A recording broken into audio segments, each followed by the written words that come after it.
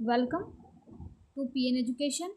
आज हम 1 जून 2026 के जितने भी करंट अफेयर्स के इम्पोर्टेंट क्वेश्चन बन सकते हैं सारे हम इस वीडियो में डिस्कस करेंगे और हर क्वेश्चन से रिलेटेड इम्पोर्टेंट फैक्ट भी मैं आप लोगों को बताऊंगी। तो इस पूरे वीडियो को ध्यान से देखिएगा। चलते हैं फर्स्ट क्वेश्चन की ओर। और फर्स्ट क्वेश्चन क्या है, हाल ही में आईपीएल 2026 का जो खिताब है वो किस टीम ने जीता है और फाइनल में प्लेयर ऑफ द मैच कौन बने। तो 31 मई 2026 को आईपीएल का फाइनल अहमदाबाद नरेंद्र मोदी स्टेडियम में हुआ, जहां पर फाइनल में 2 टीम्स थी। एक थी आपकी गुजरात टाइटंस और कौन थी, आरसीबी। इनके बीच में मैच हो रहा था। तो आरसीबी ने 5 विकेट से गुजरात टाइटंस को हराकर जो है आईपीएल 2026 का खिताब जीता। और इस मैच के दौरान प्लेयर ऑफ द मैच जो है किसे चुना गया है, तो विराट कोहली को। तो बी ऑप्शन क्या होगा, सही होगा। विराट कोहली ने 42 गेंदों पर जो है 75 रन बनाए हैं, है ना, और अपना विकेट भी नहीं गिराया था। इसके अलावा अगर मैं बात करूं तो इस आईपीएल मैच के दौरान प्लेयर ऑफ द टूर्नामेंट कौन बने हैं, तो बने हैं वैभव सूर्यवंशी। इन्होंने जो है सबसे ज़्यादा रन बनाए हैं इस आईपीएल 2026 में। ठीक है।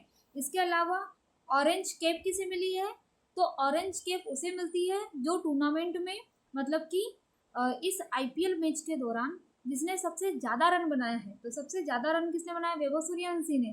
तो इन्हें क्या मिला है, ऑरेंज कैप मिली है। ठीक है, ऑरेंज कैप मिली है। ठीक है। इसके अलावा अगर मैं बात करूँ तो सबसे ज़्यादा विकेट जिसने लिया है ना, वो उनको मिलती है पर्पल कैप। तो जो पर्पल कैप है वो किसे मिली है, कगिसो रबाडा को। ठीक है, कगिसो रबाडा को जो है, रबाडा को ये कैप मिली है, पर्पल कैप। ठीक है, कौन सी कैप मिली है, तो रबाडा को पर्पल कैप मिली है। और ये पंजाब किंग्स खेल रहे थे, है ना, जबकि वैभव सूर्यवंशी जो थे वो राजस्थान से खेल रहे थे। ठीक है। तो अब बात करते हैं आईपीएल की शुरुआत कब की गई थी। तो आईपीएल की जो शुरुआत है वो की गई थी 2008 में। अभी जो है इसका 19वां संस्करण था। ठीक है। और सबसे ज़्यादा जो आईपीएल ट्रॉफी है वो किसने जीती है, तो एक है आपकी चेन्नई सुपर किंग्स और दूसरी है मुंबई इंडियंस। इन्होंने 5-5 खिताब जो है जीता है। लेकिन ये इस आईपीएल 2026 में कहना चाहिए मुंबई इंडियंस ने 4 मैच जीती थी 5 में से, और चेन्नई सुपर किंग्स ने तो 3 ही मैच जीती। ठीक है। तो ये थी आईपीएल की जो आने वाले एग्जाम के लिए जो है महत्वपूर्ण है। ठीक है। अब हम चलते हैं नेक्स्ट क्वेश्चन की ओर। और नेक्स्ट क्वेश्चन क्या है, केंद्र सरकार ने प्रसिद्ध अर्थशास्त्री अशोक कुमार लाहिड़ी को अप्रैल 2026 में किस संस्था का नया उपाध्यक्ष नियुक्त किया गया है, तो नीति आयोग का जो है उपाध्यक्ष नियुक्त किया गया है। अब बात करते हैं अशोक कुमार लोहाड़ी की। तो जो अशोक कुमार लोहाड़ी है पूर्व में क्या रह चुके थे, 12वें मुख्य आर्थिक सलाहकार रह चुके हैं। इसके अलावा ये 15वें वित्त आयोग के सदस्य भी थे। और इनकी प्रतिभा को देखते हुए जो है नरेंद्र मोदी जी ने अशोक कुमार लोहाड़ी को नीति आयोग का उपाध्यक्ष नियुक्त किया गया है। क्योंकि नीति आयोग के माध्यम से कहना है कि हम 2047 तक के विकसित भारत बनना चाहते हैं। अब बात करते हैं नीति आयोग की। तो नीति आयोग की जो स्थापना है, योजना आयोग के स्थान पर नीति आयोग की स्थापना कब की गई थी, 1 जनवरी 2015 को की गई थी। ठीक है। और इसके जो अध्यक्ष होते हैं वो पदेन अध्यक्ष होते हैं कौन, प्रधानमंत्री। और प्रधानमंत्री ही नए उपाध्यक्ष की नियुक्ति करते हैं। साथ में कहना चाहिए CEO की नियुक्ति करते हैं।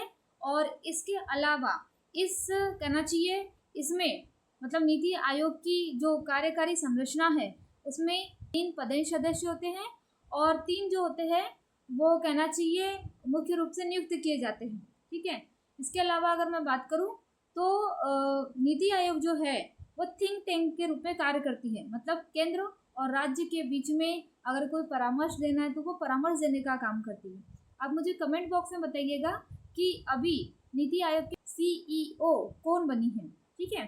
चलते हैं नेक्स्ट क्वेश्चन की ओर।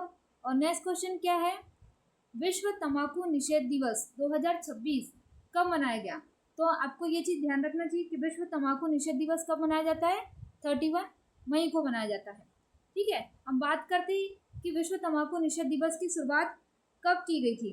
तो विश्व तंबाकू जो निषेध दिवस है इसकी शुरुआत WHO मतलब विश्व स्वास्थ्य संगठन के माध्यम से 1987 में की गई थी, है ना, शुरुआत की गई थी। लेकिन सबसे पहली बार इसे कब बनाया गया था? तो 31 मई 1988 को बनाया गया था। ठीक है, क्योंकि वैश्विक स्तर पर मादक पदार्थ के सेवन से जो है न केवल स्वास्थ्य को खतरा पड़ता है, बल्कि सामाजिक और आर्थिक रूप से जो है लोग, कहना चाहिए, बीमारी से ग्रसित हो जाते हैं। उनकी जो आर्थिक स्थिति वो कमज़ोर हो जाती है ना। तो इसी को देखते हुए WHO के माध्यम के द्वारा 31 मई को विश्व तंबाकू निषेध दिवस मनाया जाता है।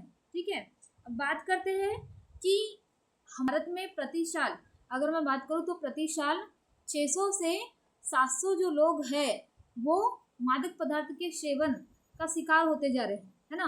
600 से 700 लोग जो है मादक पदार्थ के सेवन से उनकी डेथ हो जाती है।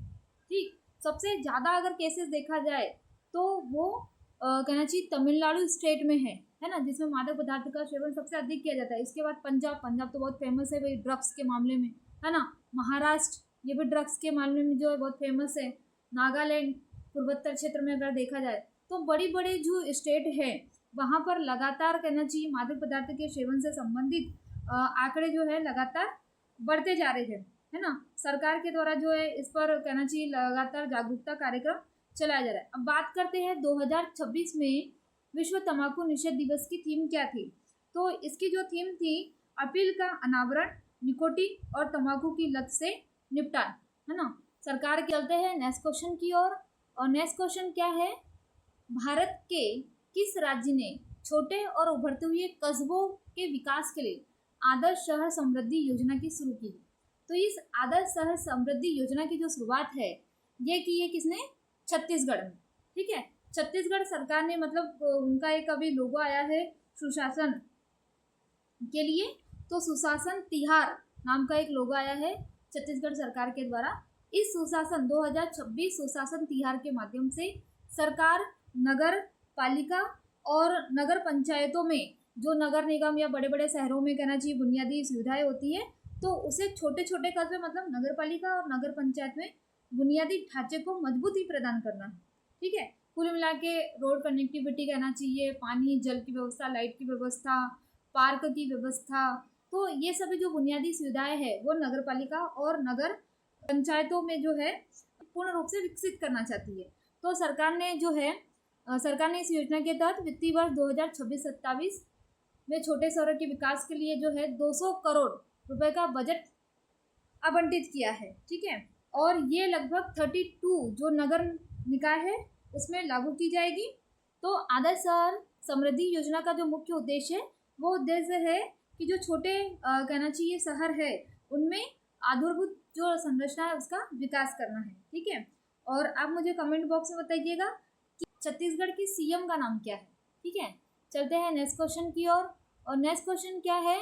उल्लास कार्यक्रम के तहत देश का 5वां पूर्ण साक्षर राज्य कौन सा बना है? तो ये पूर्ण साक्षर राज्य बना है कौन सा? सिक्किम, है ना। अब बात करते हैं कि ये उल्लास कार्यक्रम क्या होता है ना, और क्या इसके पहले 4 और स्टेट थे जिन्होंने जो है ये उल्लास कार्यक्रम के तहत पूर्ण साक्षर राज्य बन गया है? तो हाँ, इसके पहले 4 और स्टेट है। पहला था मिजोरम, दूसरा था आपका गोवा, त्रिपुरा और हिमाचल प्रदेश। तो 4 स्टेट है।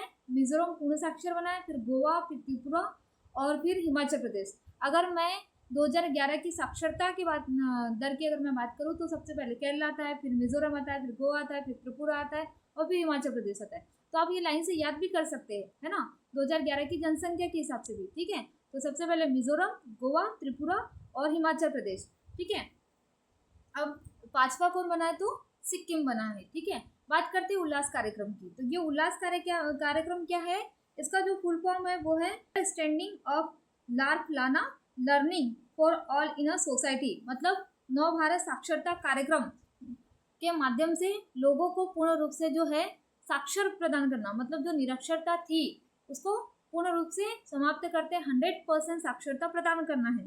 ठीक है, इसके तहत उल्लास पोर्टल भी लाया गया है। मतलब कुल मिला के जो हमारी नई शिक्षा नीति थी, है ना, जो 2020 में लाई गई थी, इसका मुख्य उद्देश्य ये था कि जो लोग हैं उसमें जागरूकता लेके आई जाए, कौशल शिक्षा प्रदान की जाए, रट्टा की जो प्रवृत्ति होती है शिक्षा के माध्यम से जो दी जाती है उसके स्थान पर कौशल और रोजगार उन्मुख और तकनीकी शिक्षा प्रदान की जाए। ठीक है। तो उसी के तहत ये उल्लास कार्यक्रम लेके आया गया था। इस उल्लास कार्यक्रम की एक खास बात ये है कि 15 साल और उससे अधिक उम्र के व्यक्तियों मतलब वयस्क शिक्षा, काम करने की स्किल और जीवन भर सीखने का मौका प्रदान करना। तो उल्लास कार्यक्रम के तहत जो 15 साल या उसके ऊपर के जो व्यक्ति है जो अपने लाइफ में कुछ करना चाहते हैं, कुछ पाना चाहते हैं, तो उनके लिए भी जो है ये इस पोर्टल के माध्यम से शिक्षा प्रदान की जा रही है। ठीक है। तो आप मुझे कमेंट बॉक्स में बताइएगा कि नई शिक्षा नीति को लागू करने वाला पहला स्टेट कौन सा था। तो ये था आज का हमारा वीडियो। आपको ये वीडियो कैसा लगा प्लीज़ कमेंट बॉक्स में ज़रूर बताएं। और अभी तक आपने हमारे PN एजुकेशन चैनल को सब्सक्राइब नहीं किया है तो प्लीज़ इसे सब्सक्राइब जरूर कर लीजिए। निश्चित ही आपको इस चैनल के माध्यम से मदद अवश्य मिलेगी। Thank you.